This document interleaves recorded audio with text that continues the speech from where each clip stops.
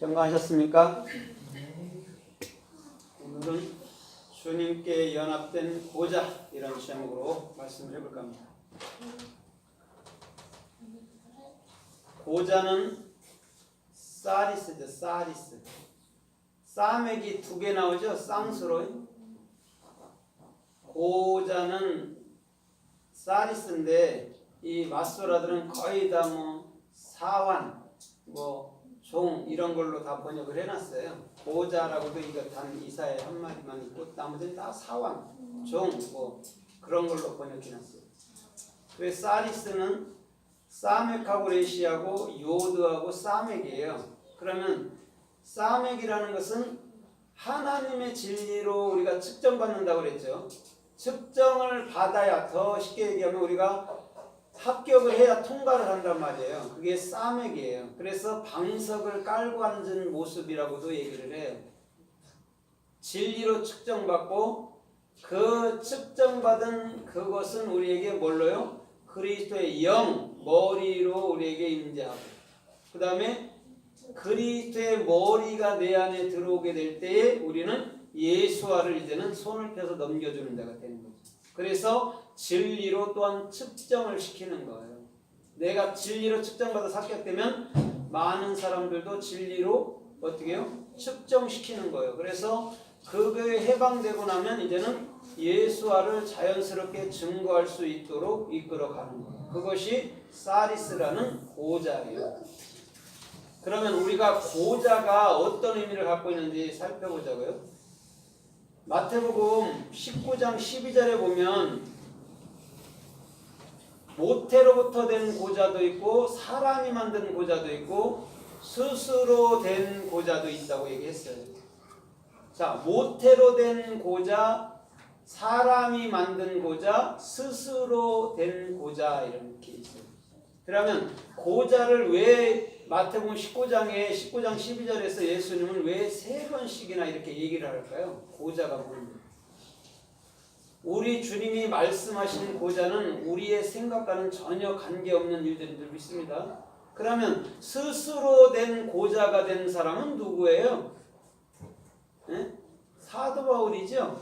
그렇죠? 사도 바울이죠. 고린도전서 7장 8절에 보면 나는 어떻게 해요? 결혼하지 않았다. 그러니까 스스로 고자된 거죠. 예레미야 또한 스스로 고자된 거죠.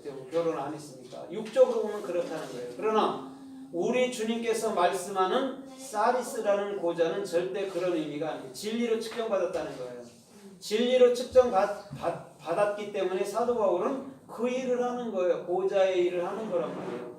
그러면 옛날에 고자들은 항상 어디서 일을 했어요? 궁궐에서 누굴 모시는 자로? 예, 왕을 모시는 자로 신하로 있었던 거예요. 그럼 고자라는 것은 오히려 뭘 하는 자예요? 왕을 모시는. 예, 왕을 모시는데 진리를 어떻게 해요? 배울 자죠. 진리를 배울 자죠. 그래 씨를 갖죠. 고자는 씨가 없잖아요, 원래. 그러니까 씨를 가져야 씨를 통해서 사람을 만들 거 아닙니까? 그게 고자의 역할이에요. 그래서 고자들은 항상 왕을 모시는 자들이란 말이에요. 지금으로 말하면 이제 경호실장쯤 되는 것이죠. 그러니까 상당한 얘들은 다른 일에 힘을 쏟지 않으니까 굉장한 부나 권력에 힘을 쏟겠죠. 얘들은 그렇게 살겠죠. 그래서 우리 주님께서는 끊임없이 어떻게 해요? 우리들에게 진리를 배워서 또한 그 진리로 머리가 되고 또한 그 진리를 증거해서 끊임없이 사람들에게 그 진리로 측량해주는, 측정해주는 그런 역할을 하라고 고자라는 의미를 말한 거예요. 그래서 사도행전 8장 27절에 보니까 이디오피아 간다게아의 누구예요? 여왕의 내시가 마차를 끌고 가는데 누가 거기서 그 복음을 설명을 해요? 예? 누가? 빌립이요. 예, 빌립이 설명을 하죠. 그래 그 내시가 그것을 받아들이고 난 이후에 눈이 밝아졌어요. 그 다음에 그들이 세례를 받게 되는 거예요. 세례라는 힘물이라는 것은 뭐냐면 실존으로서 내가 그 진리의 사역으로 말미암아 진리를 익힌 거예요. 그래 그게 세례란 말이에요. 그냥 육적인 그냥 물뿌림만 갖고 세례라고 하면 안 되고 진리를 온전히 알았을 때 세례받았다고 얘기하는 거예요. 오늘도 저와 여러분들의 모든 삶이 끊임없이 주님 보시기 합당하고 존귀한 길로 걷기를 주님의 이름으로 부탁드립니다. 그래서 신명기서 23장 1절에 보니까 너희 중에 신랑이 상한 자는 우리 해 중에 이 해 중에 영원히 들지 못하리라고 말씀했어요. 그런데 분명하게 이사야 56장에는 이방인이라도 주님과 연합되면 고자라도 주님과 연합된 자들은 주님께서 그를 사랑하신다 뜻으로 말씀하고 있는 모습을 볼 수가 있습니다. 왜 어디에서는 하지 말라고 어디에서는 하라고 이렇게 말할까요? 그죠? 어떤 성경 한편에서 잘못 해석한 거 아닙니까? 그렇죠? 하나님의 말씀이 영원하면 그 영원히 신앙생활 자들은 어떻게 보면 구원받지 못해야 되는데 지금 이사야 56장 6장에서는 절대적으로 그런 말 하지 않고 고자도 나와 연합되면 헤브론 되면 이래. 헤브론이 뭐냐면 헤트예요. 그리스도의 생명으로 연합된 자들을 얘기하는 거예요. 연합된 자 그러면 다시는 스스로는 못한다 소리 하지 아니하죠.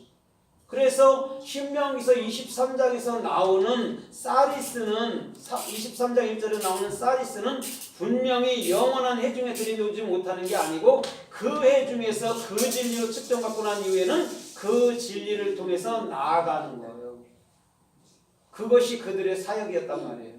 그래서 오늘도 우리 주님께서는 끊임없이 저와 여러분들의 모든 삶 속에서부터 분명히 우리 주님은 저와 여러분들의 중심의 머리가 되어 주실 줄 믿습니다. 그래서 우리는 끊임없이 측량받고 측정받고 측정해주는 그런 하나님의 일꾼들로 살아야 되는 거예요. 그게 사리스란 말이죠. 쌍수가 들어가 있는 측정받고 측정해주는 그런 삶. 나만 되면 안 되잖아요. 그래서 우리 주님은 종종 뭐냐면 쌍수를 집어넣어갖고 분명히 내가 되면 남도 되게 하라고 말씀해 주는 거예요. 처음에는 쌍수를 할 때 뭐하러 굳이 이렇게 같은 말을 쌍수를 이렇게 집어넣나 했는데 안 해요. 그만큼 중요한 거예요. 사람이 이가 몇 개입니까? 그 중에서 하나 빠지면 어떻게 되죠? 잘 못 씹잖아요. 똑같은 거예요. 있어야 되는 거예요. 그것처럼 하나님이 두 번, 세 번 반복해서 말한 것은 분명히 더 중요한 말씀이기도 한 거예요. 그래서 창세기서 37장 37절 이하에 보니까 요셉이 어디에 팔려요? 이스마엘 사람들한테 팔렸다가 또 누구한테 팔려요? 예, 보디발에게 팔리죠. 근데 보디발은 누구의 신하예요? 왕의 신하. 예, 바로의 신하죠. 그렇죠? 거기서 신하가 사리스예요. 고자예요. 그럼 보디발은 어떠한 위치에 있는 자예요? 하나님의 진리를 측정받고 하나님의 진리를 증거하고 또 측량시켜주는 일을 하는 자란 말이에요. 그게 보디발이에요. 그래서 보디발은 베이트예요. 마음 안에 사리스 그리스도가 머리가 된 자를 보디발이라고 해요. 그래서 요셉이 근리가는 거예요. 보디발에게. 그럼 보디발이라는 것은 베이트 마음이잖아요. 그럼 요셉이 어디로 들어가는 거예요? 예? 우리 마음으로 들어오는 거예요. 요셉이 누구예요? 요셉이 예, 그리스도니까 우리 마음으로 들어오는 거예요. 그래서 그가 보디발의 집에로 가는 거예요. 그래서 그 보디발의 아내와 요셉이 연합하는 거예요. 연합을 해야 돼요? 안 해야 돼요? 해야 되는 거예요. 그리스도와 내가 연합을 해야 자녀를 낳을 거 아닙니까? 그런데 역사 속에는 거꾸로 해석해놨고 눈을 비다가 어떻게 해요? 옷을 벗겨주고 도망가니라 뭐 이런 식으로 해석하는데 절대 안 그래요. 그런 해석이 아니에요. 요셉은 그리스도이기 때문에 그분과 우리는 그 성도, 교회는 여자는 반드시 그분과 연합을 해야 된단 말이에요. 그리스도의 생명으로. 그래야 생명을 낳죠. 생명